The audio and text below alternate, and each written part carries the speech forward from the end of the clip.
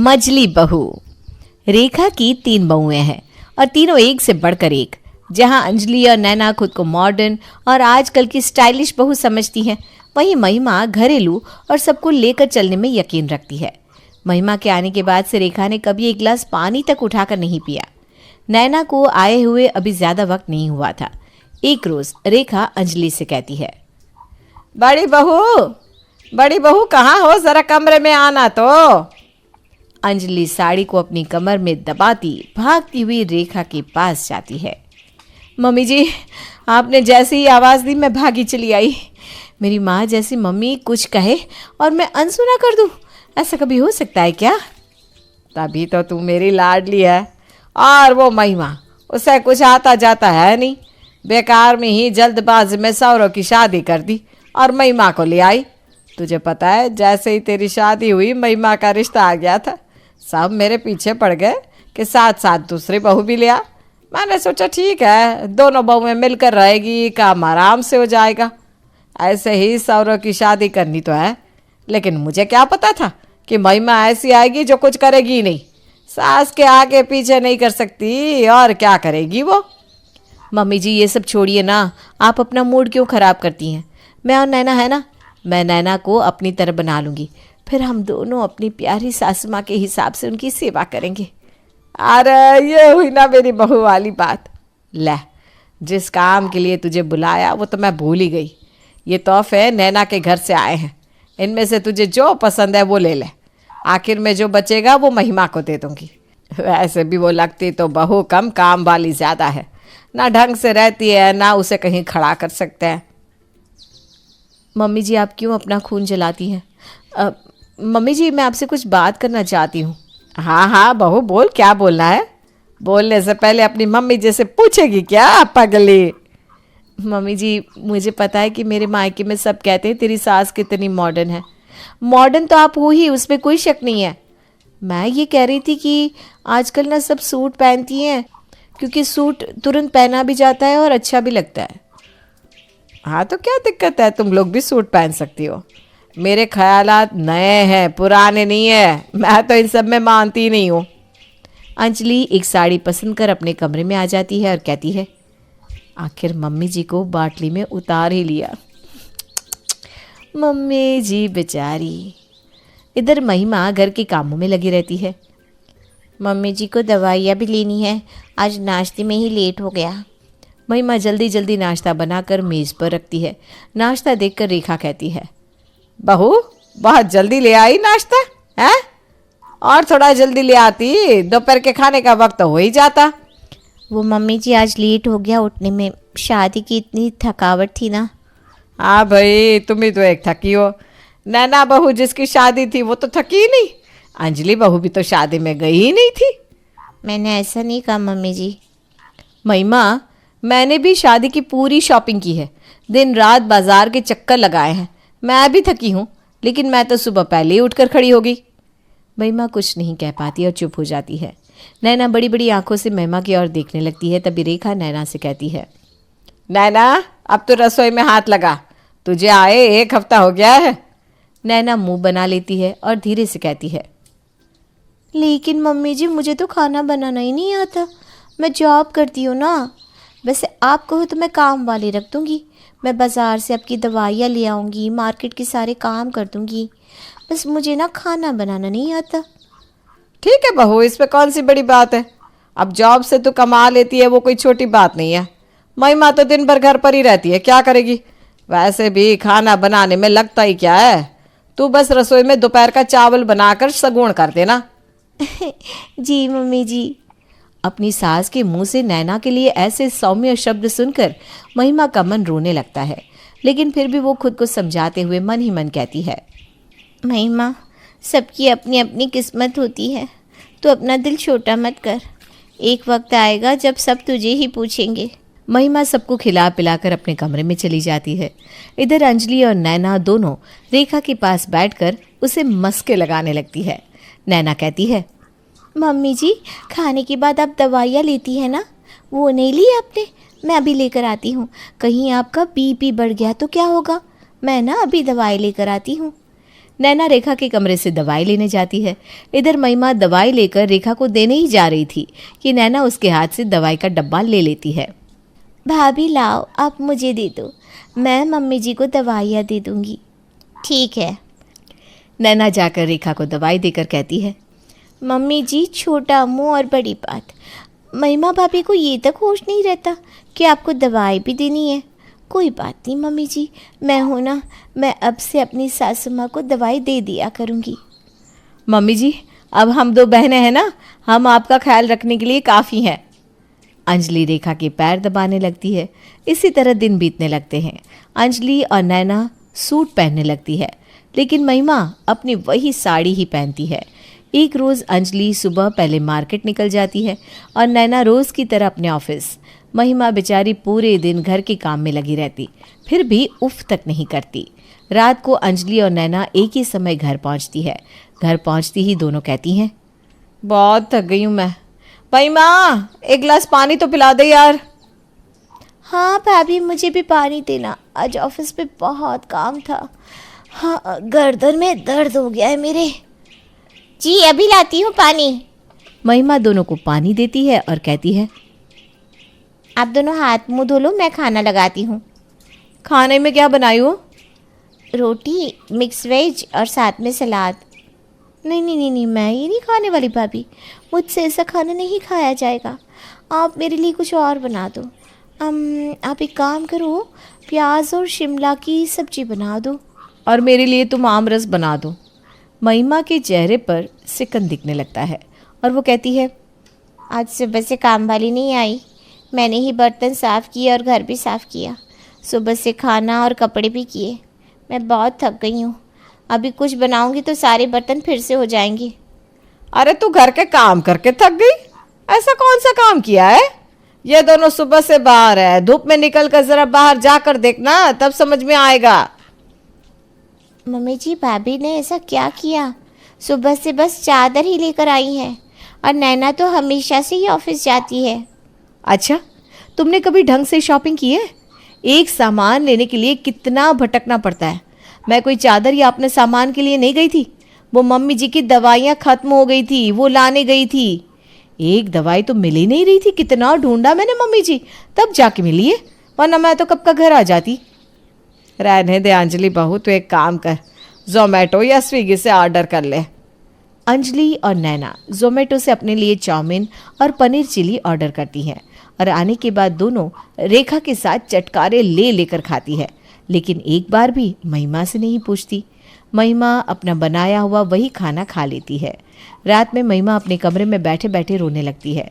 उसे इस तरह रोता देख सौरव कहता है,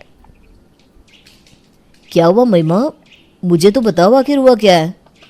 मेरी क्या गलती है सौरव? मम्मी जी जब देखो मुझे ही सुनाती रहती है। भाभी और नैना से तो वो एक शब्द तक नहीं कहती। वो दोनों उनकी अपनी बहू है, तो मैं सौतेली हूँ क्या? पूरा दिन कुत्तों की तरह काम करती रहती हूँ, लेकिन मजाल है मम्मी जी कभी मेरी तारीफ़ करते। वो मेरी तारीफ़ करना तो दूर, दिन भर मुझे ताने देती रहती है। महिमा, तुम मम्मी की बातों को दिल से मत लगाओ, वो खुद ही नहीं समझ पा रही है कि वो क्या कर रही हैं, लेकिन एक दिन उन्हें सब समझ में आ जाएगा। तुम आराम करो, एक दिन ना तुम काम ही मत करो, फिर मम्मी क्या भाभी और नैना की भी बत्ती गुल हो जाएगी। लेकिन तुम कभी ऐसा करोगी नहीं। क्या करूं मैं ऐसा कुछ नहीं कर सकती हूँ, इसीलिए तो सब मेरा फ़ायदा उठाते हैं। अगले दिन रेखा की पड़ोसन सरोज रेखा के घर आती है। सरोज के आती ही महिमा चाय नाश्ता लेकर आती है और कहती है, आंटी जी नाश्ता कीजिए, मैं अभी गर्मा गर्म पकौड़े बना रही हूँ। मुझे पता है आपको गोभी के पकौड़े बहुत पसंद है ना? हाँ बेटा, मुझे गोभी के पकौड़े क्या, गोभी की हर चीज़ पसंद है। अच्छा हुआ मैं वक्त पर आई। महिमा रसोई में चली जाती है और सरोज रेखा से कहती है, रेखा, तेरी बहू महिमा तो बहुत कामकाजी है, भाग भाग कर काम करती है। जब से आई हूँ बेचारी एक पैर पर लगी है, वही दिन भर रसोई में लगी रहती है क्या? अरे ऐसा कुछ नहीं है, ड्रामा करवा लो इससे। रसोई में काम ही क्या रहता है, झाड़ू पोछा बर्तन और कपड़े की काम वाली है, एक खाने में लगता ही क्या है। मेरी दोनों बहुएं नैना और अंजलि इससे दुगना काम करती है। अंजलि मेरे कपड़े धोती है, मेरी हर छोटी बड़ी चीज़ का ख्याल रखती है। बाजार से कुछ भी लाना हो तो वो अंजलि ले आती है। किसी की मरनी जीने में जाना हो तो अंजलि जाती है, और मेरी नैना वो तो जॉब करती है। देखा, रसोई संभालना सबसे मुश्किल काम है, जो ना हर कोई नहीं कर सकता। लाली लिपस्टिक लगाकर तैयार होकर इधर से उधर तो कोई भी कर लेता है। अरे ना रे, कोई काम नहीं करती महिमा, वो तो तुझे दिखावा कर रही है ये सब करके। सरोज मन ही मन सोचती है। कलयुग है, जो करेगा वही मरेगा। रेखा अंधी हो गई है, लेकिन मुझे क्या, पकौड़े एक नंबर बने हैं। तभी अंजलि वहाँ आती है और अपने माथे पर एक कपड़ा बांध कर कहती है, सरोज आंटी आप हैं? हाँ पाई, और मैं आपके लिए कुछ बना नहीं पाई, मेरे ना सर में बहुत दर्द है। नहीं नहीं बेटा, महिमा ने बनाया था। महिमा बनाया, तुम बनाओ, एक ही तो बात है। जाओ आराम करो। हाँ, सरोज मन ही मन सोचती है। ड्रामे तो कोई इससे करवा ली। रेखा अगर वक्त रहते नहीं समझी तो इसकी लुटिया डूबने से कोई नहीं बचा सकता। सरोज चली जाती है। इसी तरह दिन बीतने लगते हैं। एक रोज़ रेखा की सहेली के बेटे की शादी होती है। नाश्ते के टेबल पर जब सब नाश्ता कर रहे होते हैं तो रेखा कहती है, आज मेरी बेस्ट फ्रेंड के बेटे की शादी है, उसने कहा है कि अपनी बहुओं को लेते हुए आना। महिमा मन ही मन सोचती है, मैं तो वो पिंक वाली नई साड़ी पहन लूँगी, बहुत दिनों से कहीं नहीं गई हूँ। महिमा बस कहनी ही जा रही थी कि मम्मी जी मैं भी चलूँगी। उसी वक्त रेखा कहती है, शाम को मैं चली जाऊँगी वहाँ, नैना और अंजलि तुम दोनों भी मेरे साथ चलना। महिमा तुम हमारा खाना मत बनाना। मम्मी जी मैं? अरे तुम क्या करोगी हमारे साथ जाकर, सब चले जाएंगे तो घर कौन देखेगा। महिमा का चेहरा उतर जाता है। नैना और अंजलि आपस में डिस्कस करने लगते हैं कि वो क्या पहनेंगी। महिमा की आंखों से आंसू टपकने लगते हैं। वो बिना कुछ कहे घर के कामों में जुट जाती है। शाम को दोनों बहुएं और रेखा तैयार होकर शादी में चली जाती है। यहाँ सौरव महिमा को उदास देखकर कहता है, महिमा बहुत दिन हो गए हम साथ में कहीं नहीं गए, चलो तुम तैयार हो जाओ, आज हम रेस्टोरेंट चलते हैं। ठीक है, मैं भी तैयार होकर आती हूँ। महिमा और सौरव रेस्टोरेंट चले जाते हैं। इधर शादी में अंजलि और नैना दोनों अपनी मस्ती में घूमती रहती है और रेखा को पूछती तक नहीं। घर निकलने वक्त आइसक्रीम के काउंटर पर बहुत भीड़ होती है। रेखा आइसक्रीम लेकर निकलने लगती है और फिसलकर गिर जाती है। अंजलि और नैना आराम से दूर हट जाती है और उसे उठाती तक नहीं। रेखा जैसे तैसे खुद उठती है और नैना कहती है, मम्मी जी आपको इतनी भारी साड़ी पहनने की क्या ज़रूरत थी, इज्जत ही पूरी चली गई। मम्मी जी आपको लगी तो नहीं ना, मैं आपको देखती तो उठा लेती। अरे तुम दोनों वही खड़ी थी, लेकिन तुमसे आगे आया ही नहीं गया। नहीं नहीं मम्मी जी, हम दोनों तो चाउमीन खा रही थी, जैसे ही आपके गिरने की आवाज़ सुनाई दी हम भागी आई, तब तक आप खड़ी हो चुकी थी। रेखा को अब सब समझ में आने लगता है। इधर दोनों बहुएं और रेखा घर पहुंचती है। उधर सौरव और महिमा भी घर पहुंचते हैं। महिमा को देखकर अंजलि रेखा से कहती है, मम्मी जी देख रही है ना, हमारे जाते ही इससे रहा नहीं गया और ये भी निकल गई, अभी आ रही है। मेरी शादी तो नई नहीं हुई है, लेकिन मैं भी डेट पर नहीं जाती, लेकिन ये महारानी तो हमारे पीछे से चली गई, जैसे कि हम खा जाती। रेखा गुस्से से महिमा से कहती है, तो मैं घर में रहने को कहा था ना, और तुम हो कि तुमसे घर में टिका ही नहीं जाता। मम्मी क्या हो गया, चली गई तो? मैं इसे लेकर गया था अपने साथ, वो खुद नहीं गई। भाभी और नैना भी हमेशा आती जाती रहती है, लेकिन आप इनसे कुछ भी नहीं कहती। ओह, तो अब सौरव को खड़ा कर लिया अपनी साइड लेना। सभी अपने अपने कमरे में सोने चले जाते हैं। रात को रेखा की तबीयत बहुत ख़राब हो जाती है और वो उल्टियाँ करने लगती है। रेखा सबको आवाज़ देने लगती है। वो कमरे से तीनों बहुओं को फ़ोन करती है। रेखा के एक फ़ोन पर महिमा भागी चली आती है उसके कमरे में और उसकी पीठ को सहलाने लगती है। क्या हुआ मम्मी जी, आपको इतना पसीना क्यों आ रहा है? बहू लगता है शादी में कुछ ज़्यादा ही खा लिया, गर्मी के कारण अनपच हो गया, मुझे बार बार बाथरूम आ रहा है, डॉक्टर को बुलाना होगा। महिमा डॉक्टर को बुलाती है और घर में सबको उठाती है। भाभी, मैं मम्मी जी के लिए इलेक्ट्रॉल पाउडर घोल कर लाती हूँ, आप मम्मी जी को देखिएगा। भाभी, आप तो ऐसे कह रही हैं जैसे आप नहीं होगी तो मम्मी जी को कोई देखेगा ही नहीं। अभी हम दोनों बहुएं हैं। महिमा रसोई में जाती है और रेखा उल्टी पर उल्टी करने लगती है। उल्टी देख नैना और अंजलि उबाकियां लेने लगती है और अपने मुंह पर हाथ लगाकर साइड में खड़ी हो जाती है। कितनी बदबू आ रही है। मम्मी जी, आपको ना इतना नहीं खाना चाहिए था। पापा रे पापा, बदबू से आदमी मर ही जाए। मम्मी जी, आपको बोल देना चाहिए था ना उल्टी करने से पहले। इतने में ही डॉक्टर वहाँ आते हैं और रेखा को दवाई देते हैं।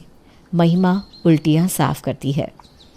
ये सब पार्टी में खाने के कारण नहीं हुआ है, ये गर्मी के कारण हो रहा है। अभी सबको बचकर रहना चाहिए, जितना हो उतना लिक्विड डाइट ले। डरने की बात नहीं है, आराम कीजिएगा। आप लोग इनका ध्यान रखिएगा। जी डॉक्टर। डॉक्टर चले जाते हैं। अंजलि और नैना दूर खड़े कहती हैं, हम भी चलते हैं सोने। मम्मी जी, कुछ काम होगा तो हमें आवाज़ दे देना। हाँ मम्मी जी, आपको कुछ नहीं हुआ है, ये सब नॉर्मल है। अंजलि और नैना अपने कमरे में चली जाती हैं। महिमा रात भर रेखा के पास बैठी रहती है। पूरी रात वो सोती नहीं और रेखा की उल्टियाँ साफ करती रहती है। अगली सुबह उठते ही महिमा गर्मा गर्म उपमा बनाकर रेखा को देती है और दोनों बहुएं एक बार उठकर रेखा को देखने तक नहीं जाती। रेखा की आंखें भर आती है। जिस बहू को मैं हमेशा नीचा दिखाती रही, आज उसी बहू ने मेरे लिए इतना कुछ किया। मैंने तेरे साथ बहुत बुरा किया महिमा। सरोज ने ठीक कहा था, रसोई संभालना काफ़ी कठिन है, लेकिन मेरी आंखों पर उन दोनों चुड़ैलों ने पट्टी बांध दी थी। मॉडर्निटी के चक्कर में मैं अपनी अच्छी बहू को बुरी और बुरी बहुओं को अच्छी समझ बैठी थी। मैंने जैसे तेरे साथ किया है ना, तेरी जगह कोई और होता तो मुझे देखने तक नहीं आता, और तूने फिर भी मेरे लिए इतना कुछ किया। मम्मी जी, आप कैसी बात कर रही हो? आप भले ही मुझे अपनी बहू नहीं समझती, लेकिन मैंने तो हमेशा आपको अपनी माँ ही माना है। रेखा नहा धोकर तैयार होकर नाश्ते की टेबल पर आती है और सबके सामने घर की चाबियां महिमा को देते हुए कहती है, बड़े होने से कुछ नहीं होता, जिम्मेदारियां उठाने से आदमी बड़ा बनता है। आज से घर की भाग दौड़ तुम्हारे हाथ में है। अंजलि और नैना, आज से कोई भी काम करने से पहले तुम्हें महिमा से पूछना होगा। रेखा अपनी सत्ता महिमा को सौंप देती है और दोनों बहुएं मुंह ताकती रह जाती